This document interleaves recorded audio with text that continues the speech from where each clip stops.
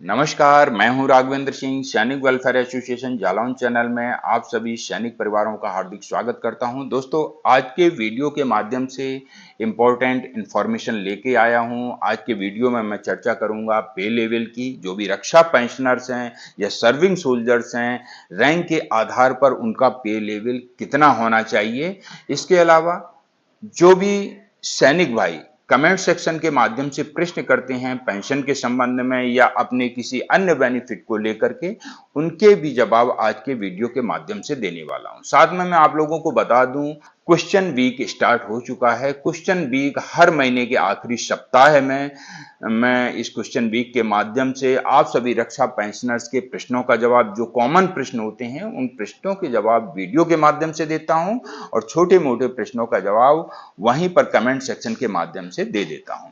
इसलिए वीडियो में बने रहिएगा एंड तक। और यदि अभी तक भी आपने हमारे चैनल को सब्सक्राइब नहीं किया है तो जल्दी से चैनल को सब्सक्राइब कर लीजिए ताकि अगला वीडियो का नोटिफिकेशन आपको समय पर मिल सके। Thank you. यहां पर मैं चर्चा कर रहा था पे लेवल। चाहे वो सर्विंग सोल्जर हो या पेंशनर्स हो, सभी का पे लेवल फिक्स होता है। यहाँ पर जो सर्विंग सोल्जर हैं उनका पे लेवल उनकी पे स्लिप में, और जो रिटायर्ड पर्सन हैं यानी पेंशनर हैं उनका पे लेवल उनके पीपीओ में लिखा रहता है, पेंशन पेमेंट ऑर्डर में लिखा रहता है। आप भी चेक करिएगा, आपका पे लेवल आपके पीपीओ में दिया होगा। आपकी जानकारी के लिए स्क्रीन के माध्यम से सभी रैंकों के मैं पे लेवल आज बताने जा रहा हूं, ध्यानपूर्वक देखिएगा। जो भी रक्षा कर्मचारी हैं या रक्षा पेंशनर्स हैं उनका पे लेवल कुछ इस प्रकार से है। सिपाही पे लेवल 3, नायक पे लेवल 4, हवलदार पे लेवल 5, ऑनरी नायब सूबेदार पे लेवल 6, सूबेदार पे लेवल 7, सूबेदार मेजर पे लेवल 8 और ऑनरी लेफ्टिनेंट पे लेवल 10, ऑनरी कैप्टन पे लेवल 10 ब्रेवो। इसी प्रकार से आपका पे लेवल क्या है आप चेक करिएगा और आपके पे लेवल के मुताबिक आपकी बेसिक पेंशन आ रही है या गलत आ रही है, कमेंट सेक्शन के माध्यम से अवश्य बताइएगा।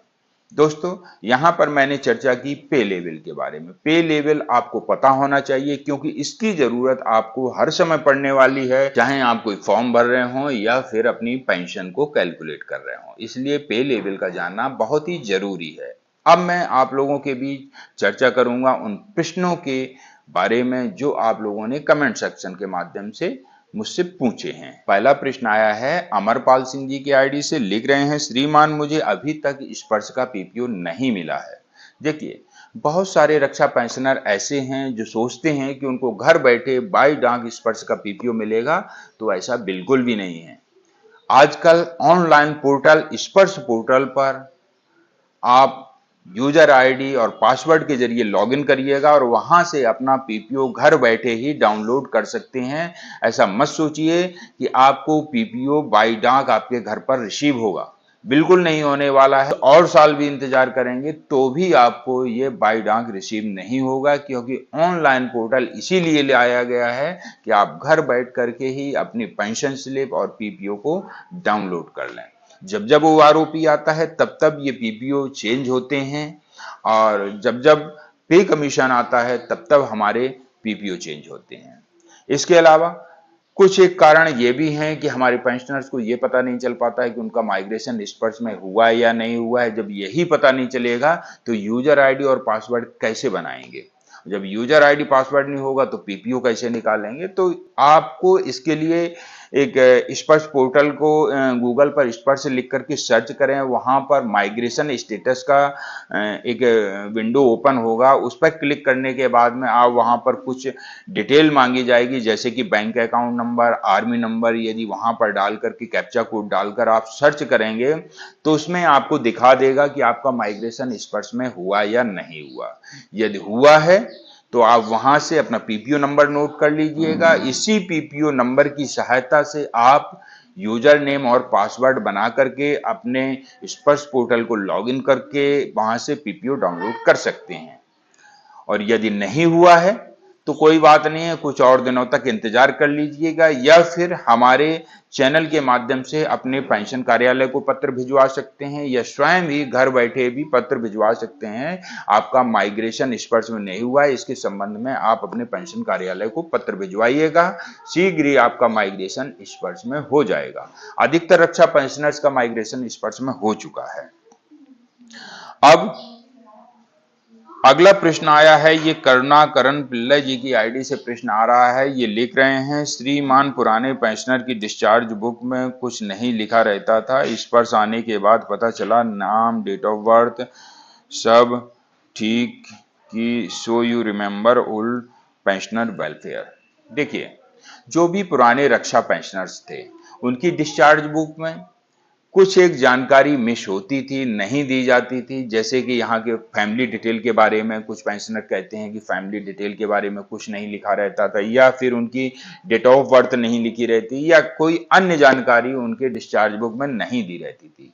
हालांकि ये गलती रिकॉर्ड ऑफिस के बाबुओं के कारण होती है, जबकि लिखना चाहिए। जो भी डिस्चार्ज आते समय हमारे रक्षा पेंशनर हैं, डिस्चार्ज बुक में उनके ये सब चीजें मेंशन होनी चाहिए, परंतु किसी कारण से यदि रह गई हैं तो उनको जो पीपीओ मिला होगा उस पीपीओ में वो जानकारी उनको दी गई होगी। यदि उसमें भी नहीं है तो स्पर्श का पीपीओ, स्पर्श का पीपीओ जो अभी जनरेट हो रहे हैं उनमें ये सारी जानकारी दी जा रही है, जैसे कि आपकी पर्सनल डिटेल्स, फैमिली डिटेल्स, और इसके अलावा अकाउंट डिटेल और पेंशन डिटेल, ये सारी जानकारी स्पर्श पीपीओ में दी रहती है। अब इसके बाद में जिनको किसी भी प्रकार की असुविधा हो रही है, जिनका माइग्रेशन स्पर्श में हो गया है और पीपीओ रिसीव नहीं हो पा रहा है, या कोई अन्य प्रकार की असुविधा हो रही है, तो कमेंट सेक्शन के माध्यम से बताइएगा। अगले वीडियो में आपके प्रश्न का जवाब मिल जाएगा। एक और प्रश्न आया है, ये रसिक मेंद पैरा जी की आईडी से प्रश्न आया है। ये लिख रहे हैं, सर मैं ईएमई से इलेक्ट्रिकल से रिटायर्ड हूं, मुझे प्रोफेशनल सर्टिफिकेट मिला है, क्या वह आईटीआई के बराबर है, अवगत कराएं।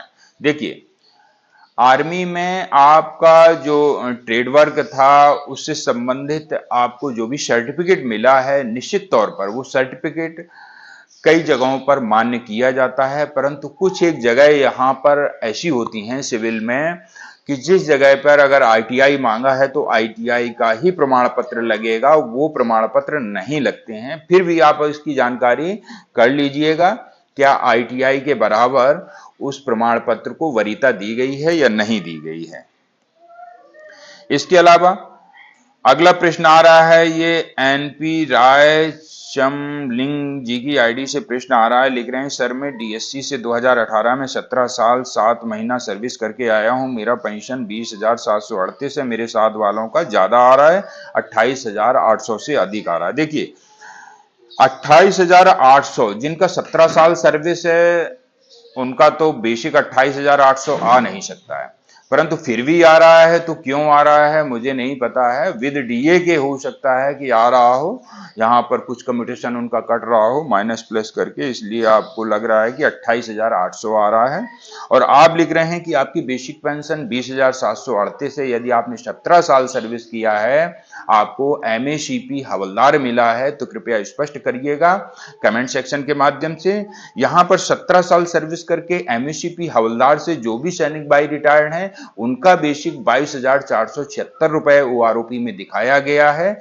यदि आपका एमएसीपी हवलदार मिला हुआ है, 17 साल सर्विस किया है, तो इसे ठीक से चेक करिएगा, आपको पता चल जाएगा। और किसी भी प्रकार की समस्या हो तो मुझे कमेंट सेक्शन के माध्यम से बता सकते हैं। आप पेंशन को वर्कआउट करके अपनी पेंशन को भी बढ़वा सकते हैं।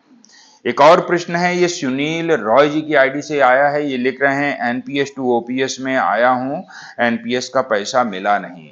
देखिए, आपका कोई पैसा बकाया है, पेंशन संबंधी कोई समस्या है, तो आप सीपी ग्राम पर शिकायत करें, या फिर अपने नजदीकी जिला सैनिक कल्याण बोर्ड से भी संपर्क करके इसको पत्र भिजवा सकते हैं। आपकी पेंशन संबंधी समस्या का समाधान अवश्य होगा।